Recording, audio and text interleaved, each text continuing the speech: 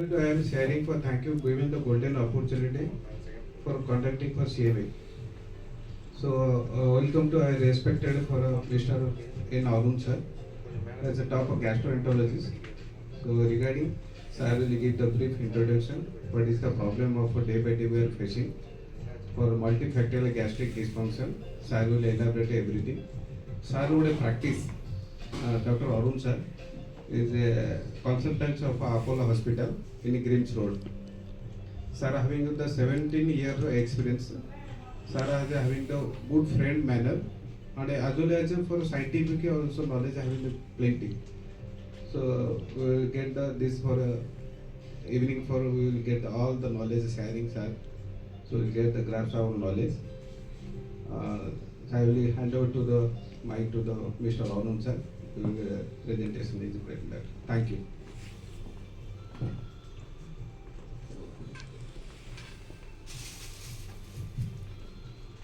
Thank you, Bim, for a kind intro.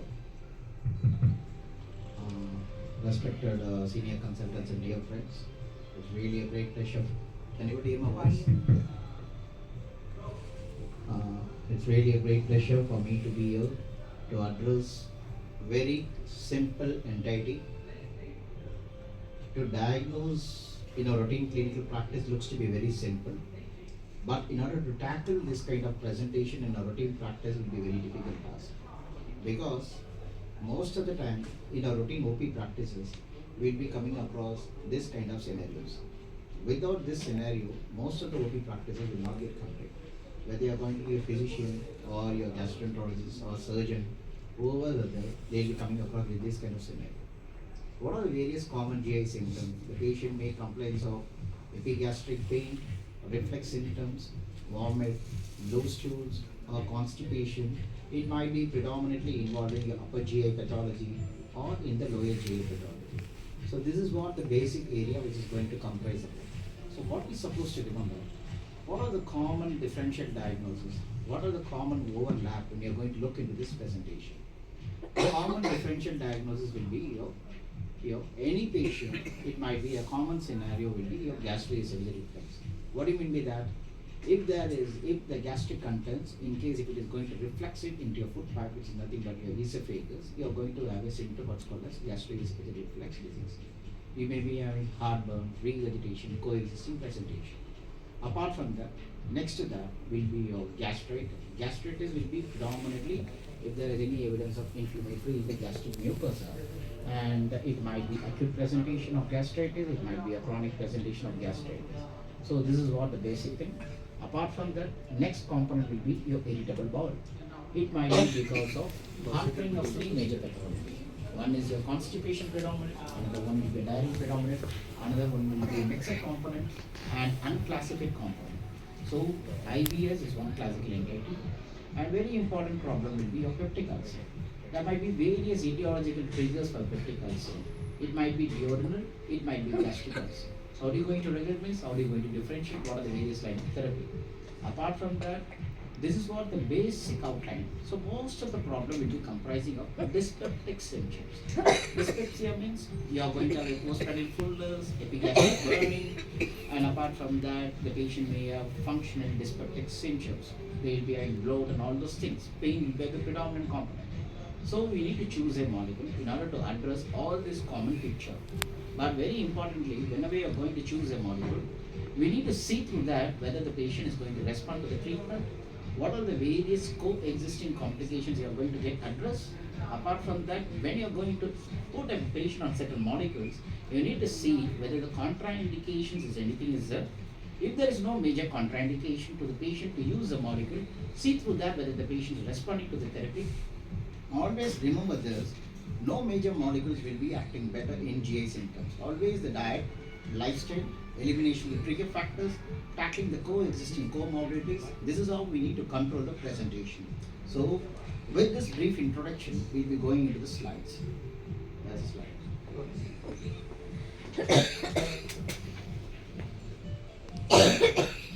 Very importantly, first of all, when you are going to see the common scenario of gastroesophageal reflux, as I already mentioned, transient lower esophageal sphincter, if it is not going to function in a proper way, if the relaxation, if it is going to be augmented, the hypotensive lower esophageal sphincter mechanism, if it is going to get worsened, in the background of hiatus hernia, which is of various grading systems are there as per your ILS classification.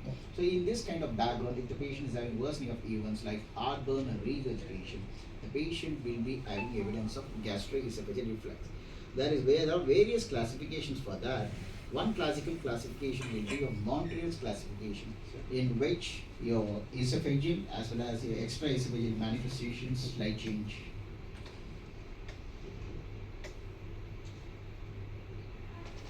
Okay, so this is what the basic area we are supposed to identify that, and very important. So first thing what we are going to discuss is these are the various entities, your GERD, peptic ulcer, dyspepsia, your IBS has already been discussed. The first outline will be your GERD. Very importantly, without this, our practice won't be complete. OP in routine practice, 20 to 30% of the population will be coming across globally with evidence of GERD. And tackling a patient with GERD with diet, lifestyle is very important. And only with diet, lifestyle are we going to control? No. The patient may have evidence of erosive esophagitis. What do you mean by erosive esophagitis? When you're going to do an endoscopy to a patient, you're going to identify certain inflammatory cascade which is happening in the esophagus, thereby the patient is having erosive esophagitis, you can able to diagnose. So what do you mean by that erosive esophagitis? It might be categorizing as A, B, C, and D. If the inflammation is very limited, if it is more than 5 millimeter, if it is completely involving, if it is going to be around 75 millimeter of the circumference, which means the patient 75% of the circumference, which means the categorization of A, B, C, D of erosive esophagitis has been addressed. So why we need to categorize this kind of patient? To whom you are going to subject the patient for endoscopy? How are you going to recognize this patient? That's all very, very important. You should not forget when you are going to look into this presentation. See, this is all the basic slides, but before winding up, you should remember what are the various treatment guidelines, how are you going to approach. First of all, basic pathophysiological concept of TLACR, all those things you need to recognize. Heartburn and regurgitation. Your GI manifestations, apart from the extra GI manifestation, which means the Montreal's classification. For example, the patient may have evidence of allergic rhinitis, your laryngitis, your pharyngitis, your otitis media, bronchial asthma, coexisting various presentations since the vagal arc. All those things will be in common innervation for your tracheal as well as the esophageal tract. So we should not forget this, because GERD doesn't mean that if the patient is having only this kind of cough variant presentation. All these things we need to remember in order to categorize this kind of presentation. So once you are going to diagnose, there are a huge list of investigations are there. You can do an endoscopy to identify whether the patient is having evidence of erosive esophagitis. Clinically, you can recognize. You may recognize the patient of complications like peptic strictures, esophageal strictures. Apart from that, the Barrett's changes in which the columnar epithelium, if it is going to convert with your squamous epithelium of esophagus being taken over with your columnar epithelium, which means the Barrett's, that might be changes for the patient to go for evidence of adeno-CA, and all these things, the various complications of esophagitis. And these things we need to categorize the patient. And how are you going to diagnose? The basic scoring system is what's called as D-Meester scoring. What do you mean by D-Meester scoring for categorization of GERD? You are going to assess by your impedance metry. A 24-hour pH impedance metry with the reflex index, if it is going to be more than 14. Remember these basic things. You can do impedance metry to diagnose your GERD, and with that we can able to identify whether the patient's absolute evidence of GERD is there or not. But how frequently we are going to use impedance metry? It's very difficult scenario. Most of the time, Indian population, rural areas, impedance will not be available. Most of the time, even the best of centers will not be available. In corporates, high in corporates, you can able to do this impedance and all. And so many other capsule systems are there, Bravos and other things to diagnose. Even though it's out of area to discuss right now, you should remember the huge list of investigations are there. And you can do a esophageal manometry in order if you are going to have evidence of dysmotility disorder like achalasia and other things. If you are suspecting, manometry you can do. But to diagnose isolated GERD, no role of manometry. And with this, we can able to identify your clinical presentation of GERD. So if you are going to diagnose a GERD, what are the various treatment guidelines? You can use your antacids like what is being available right now, we are discussing. And apart from that, H2 blockers you can consider well available, your ranitidine, your lactotidine, all those things. Apart from that, your PPI is well known right from 1980 onwards. You have been using PPI, so you can consider that. And dual dose regimen, double drug regimen, all those things are there. Now, along with we are using PCABs, and apart from that, prokinetics are there. PCAB, nothing but potassium competitive acid blockers, still high in the field. And various newer list of PCABs are there. More than 3 PCABs being introduced into the field. And with this, we can able to go with the molecular guideline, and there are various surgical indications if the patient is not responding. Always remember there will be overlap with your clinical presentation. So it might be upper GI or lower GI. Common presentation, as you all remember, bloat, dyspepsia, irritability, burning, all those things, reflex and all those pathology. So what we are going to do, we need to categorize the patient. So look for the red flags. Very simple in gastroenterology, always to look for the red flags. In case if the patient is having dysphagia, always red flag. We need to be very cautious to look for the presentation. In case if the patient is having any bleeding manifestation in any orifices, there might be a possibility for the patient to have worsening of events. Apart from that, in case if the patient is having any evidence of abdominal mass, if you are going to see a mass in the tummy, which means the patient might be having worsening of events. Or if the patient is having weight loss, with the weight loss, if it is going to be more than 10% of the previous body weight, which means the patient tends to be in significant phase of evidence of alarming pointers. And these are all the things we should, anemia, so reason also of blood loss, all this picture, and to be categorized in order to diagnose the alarming pointer. If there is no major alarming pointers, we need to see whether the patient fitting into evidence of dyspepsia or GERD or predominant irritable bowel with endoscopic picture or peptic ulcer. Because peptic ulcer, always the breaching of mucosa still in the submucosal penetration will be in the higher side, so we need to be very cautious because there might be the risk of the patient to progress for GA malignancies. In all this picture, you need to be very cautious to tackle this presentation effectively. So, as you all remember, more theoretical points like your, so as we are already discussed, global prevalence and all those things, burden of organs. Why I would like to point out this picture, the treatment cascade, it might be medical management or surgical intervention. Nowadays, the field of endoscopy in managing a patient with GERD, if it is refractory. What do you mean by refractory? Even if you are going to give a treatment for a duration of almost 8 weeks, if the patient tends not going to respond even with the high dose of PPI, which means you need to categorize a patient as refractory GERD. The refractory means it might be because of drug poor adherence, it might be because of the various other stigma, it might be eosinophilic esophagitis, Barrett's and other complications. All these things you need to see whether the new list of classification is there for refractory GERD. In Indian scenario, 30 to 40% of the population will be having evidence of refractory GERD. And very importantly, you need to remember two major terminologies is non-erosive reflux and erosive reflux. What do you mean by non-erosive? 70 to 80% of the population will be having non-erosive reflux, which means they will be having reflux. If you are going to do endoscopy, most of the time endoscopy will be normal. So it doesn't mean that the patient is not having reflux. So we need to see impedance metry, assess the reflex indices, and then we need to categorize the patient. It might be reflex hypersensitivity, it might be evidence of functional heartburn. There are so many other etiological factors are there. It might be because of the psychosocial disturbances. All these things will be having significant psychosocial trauma to the patient, and most of the time the patient will be having frequent nocturnal awakenings with this kind of symptoms. So we need to be very cautious when you're going to address with this kind of presentation.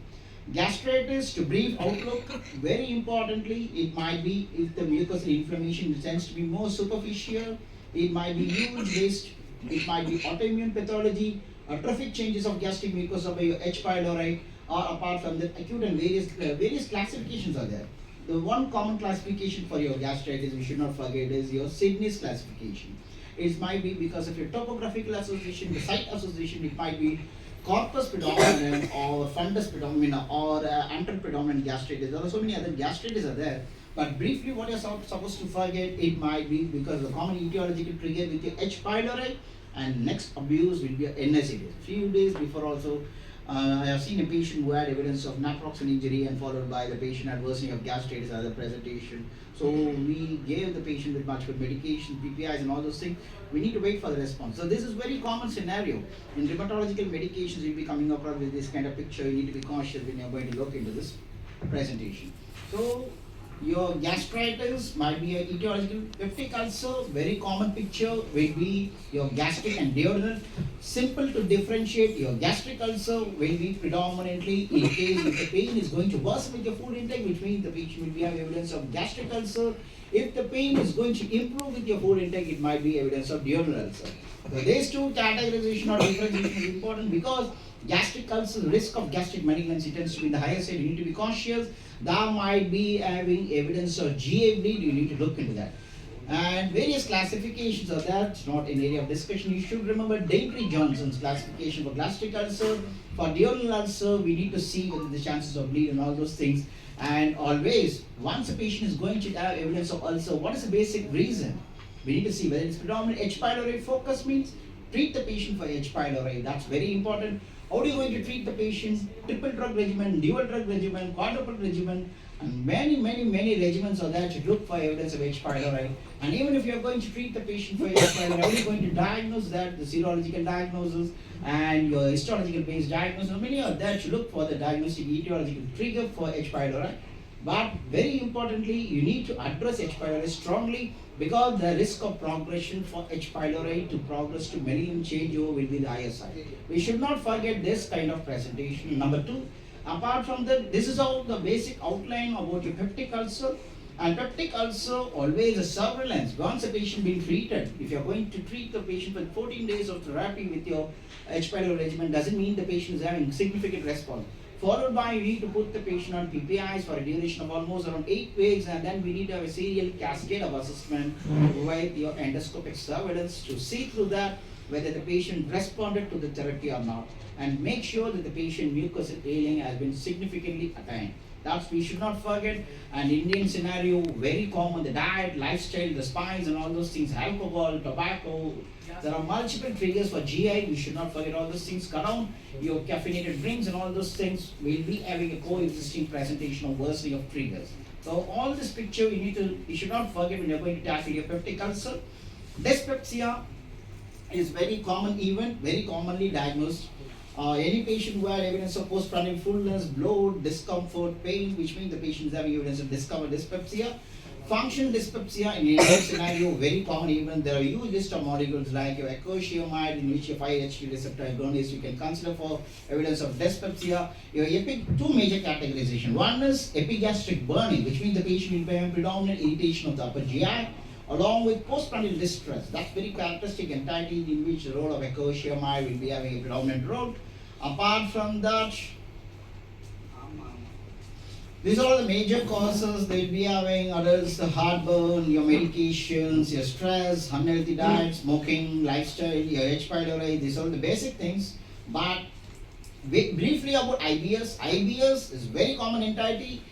And always you should not forget irritable bowel is a diagnosis of exclusion. You should rule out all the possible pointers. In the patient who is having evidence of more than 40 to 50 years old, if the patient not having any major alarming picture, as what I've been discussed with you, no major evidence of GA bleed or no major evidence of any other problems, if you are going to see a patient like this, if there is no alarming pointer in the upper GI endoscopy or lower GI surveillance, everything tends to be fine in the background. If your patient is having predominant irritability based upon constipation predominant or diarrhea predominant or mixed component or unclassified, based upon that you need to categorize a patient with various line of therapy. But still, even with the best line of management, irritable bowel is very difficult to address because most of the patient will be having psychological coexisting comorbidity. They might be having evidence of anxiety or depression, your schizophrenic. All the scale systems should be addressed well when you're going to address this kind of presentation. So IBS is always a difficult challenge even for the best of gastroenterologists to address this kind of presentation. So we should not forget that. Apart from that, basic things like changing. Very importantly, your frequency of stool, your bowel habits, your consistency of stool, abdominal pain and bloat and all those things. And Rome classification type 4, which has been taken over, which has been the predominant area right now being addressed, and which is how we need to categorize. So it might be your acidity pathology, your reflux, your gaseous bloat, your smooth muscle distension. That's an area where your dicyclomine and other things will be having predominant role. Your pain predominant pathway, all these things will be having your starting from your acidity events to your pain pathway, irritable bowel. These are all the various cascades of mechanism for you to land the levels of this kind of presentation. So major challenges. So how are you going to address each and every area? So if you're going to put a molecule for constipation, it's difficult to tackle a patient with diarrhea. If you're going to tackle a patient with diarrhea, again the constipation may happen. The predominant bloat, all these things we need to see. If you want to tackle a presentation with one simple molecule, these are all the combination with what the other molecules we are going to address we need to use. But very importantly, as we have been discussing, like acidity or gaseous distension or spasm and pain, so you can use the four major things: your antacids, which is nothing but your megalrate-like composition. The briefly about this basic entities, we should not forget. An anti-flatulent like your dimethicone, in which you are going to track the gas bubbles, which is the trapped gas bubbles if it is going to get released. An antispasmodic, anticholinergic effect, which is predominantly by M1, M3 receptor-based mechanism action by your dicyclone and other things. Local anesthetic agent like your procaine and other things like oxytocin, if you're going to consider, will be having a local anesthetic effect of your gut that will be going to alleviate your pain and other pathways. That's how we need to categorize this patient. So what is the limitations? The PPI, the problem is very simple. You should not forget what is the role of PPI and PCABs. PCABs, the PPI is going to have an irreversible inhibition of a hydrogen potassium ATPase pump.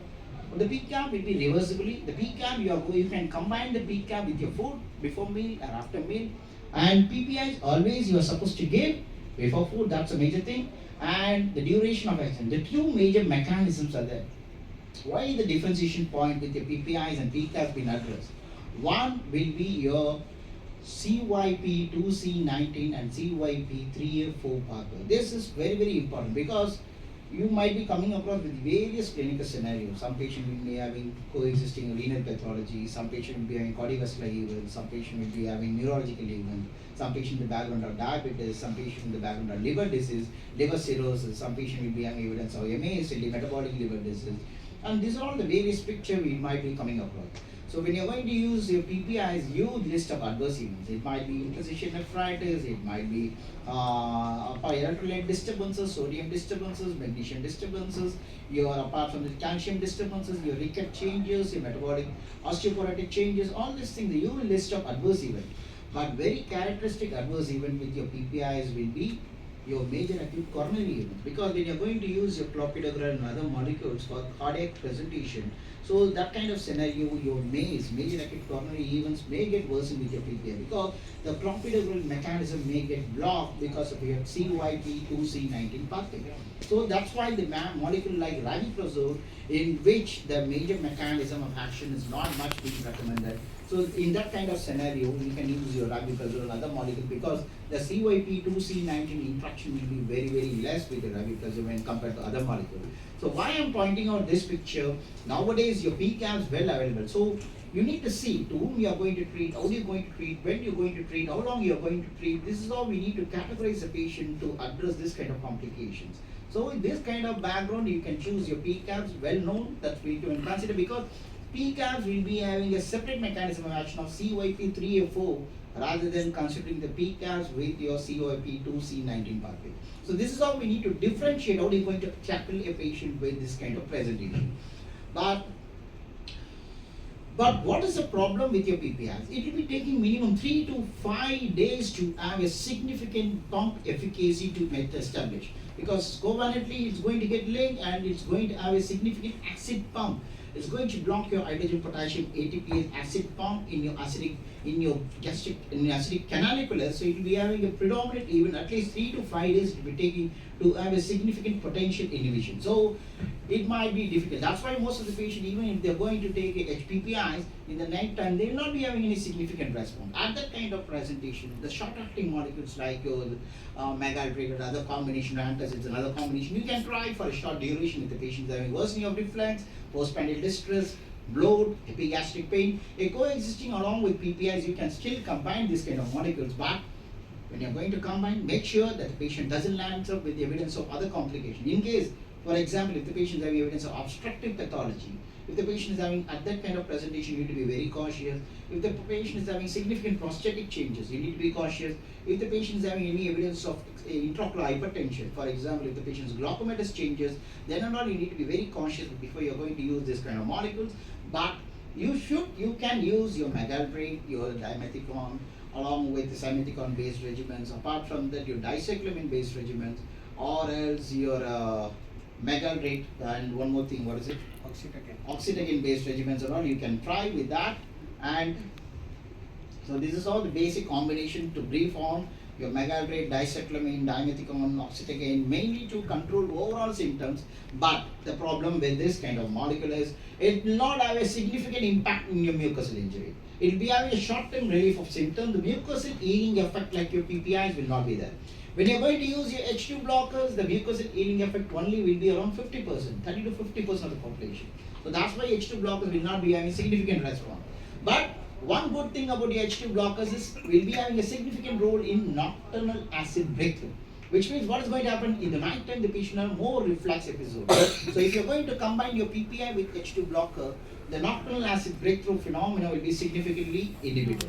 But when you're going to use your PPI alone, the NABs will not get controlled. But when you're going to use your PCABs, the NABs will be having significant negative effect because the rapid onset and the onset of action will be maintaining for a duration of 24 hours. The NAB will be well controlled when you're going to use your PCABs. So this is all the basic, but the mucosal healing effect will not be significant with these kind of molecules. But very importantly, for acute representation of symptoms, we can definitely consider these other molecules, what we are going to look into that. And this is how the composition of megalrate, dicyclo, and dimethylco-oxytocin be there. But briefly, megalrate means nothing but your aluminum as well as your magnesium compounds. So it's going to have an antacid effect and neutralizing the phenomena, gastroprotective. So what it's going to do is it will be one molecule is going to have increased GI motility, the other molecule will be having a reduction of GI motility. That is why the constipation role as well as the diarrheal role. Magnesium will be more diarrheal component and aluminum will be more constipation based component. So these two things, what you're going to do, when you're going to combine, the balanced effect will be there. So that's why the rapid relief of symptoms will be good, reasonable when you're going to combine. So neutralization, protection, and pepsin based activity will be significantly improved when you're going to use your megalrate. And the basic mechanism is going to combine with your hydrochloric acid, forms a neutralization pathway in the gastric mucosa. And that's how it's going to have an insoluble salt formation with magnesium and aluminum hydroxide. It's neutralize your hydrochloric acid in order to form your salt as well as water, which rises the gastric pH. And this is how which will be having a predominant gelatin-based effects in the gastric mucosa and will be forming a viscous gel layer which will be adhering to the gastric mucosa. The basic mechanism. And your dicyclamine, very importantly, anticholinergic, smooth muscle, relaxant, and all those things.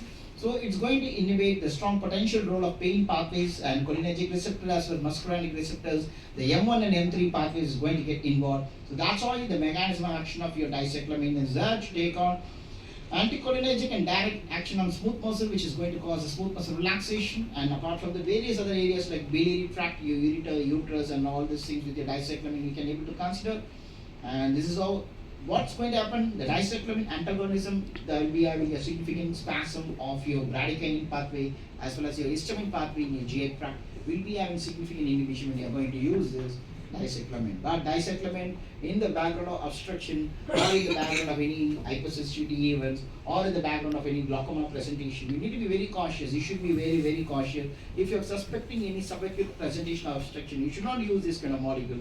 That's why you need to be very cautious. So oxytocin already been discussed, anesthetic formulation.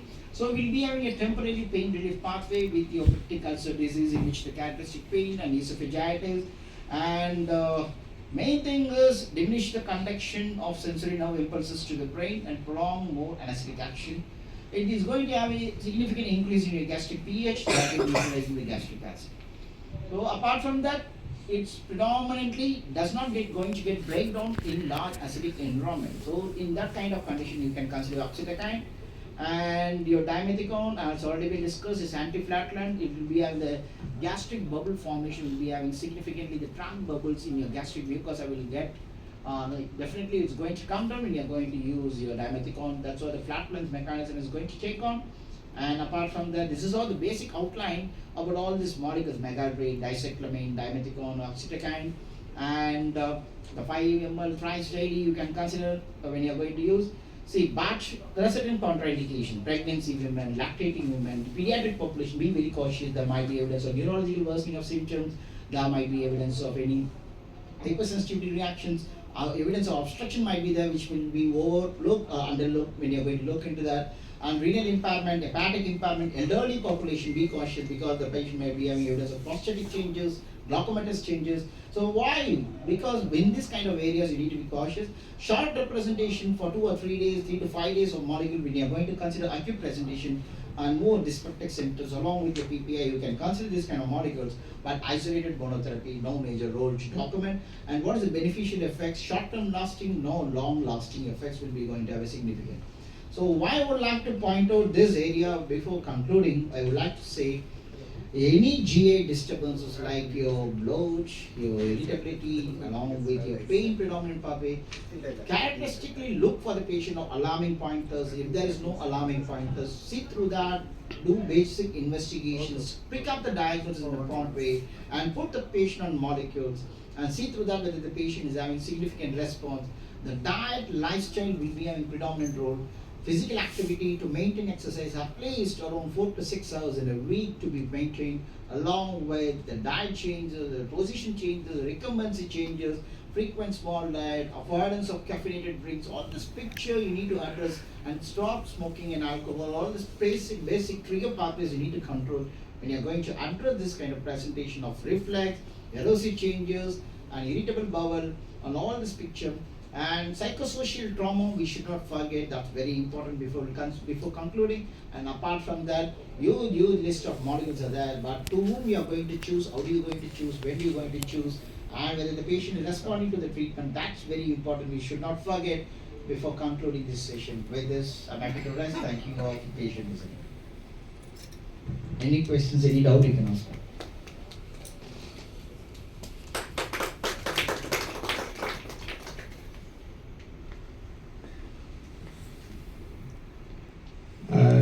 All doctor can for interacting question, wherever any doubt is there, anything also knowledge. So things, whatever things we are having, that's new elaborate. So we given the dicyclomine added. So that is any doubt is there. Sir is a transparency will give the solution. It is both transaction way for discussion, sir.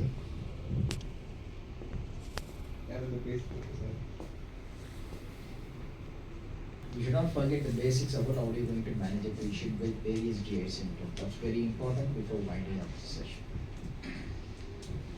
I think sir has everything elaborate discussion பண்ணிட்டாங்க. So things is for we have that brand is a Cyclopam AC. So my colleague has visited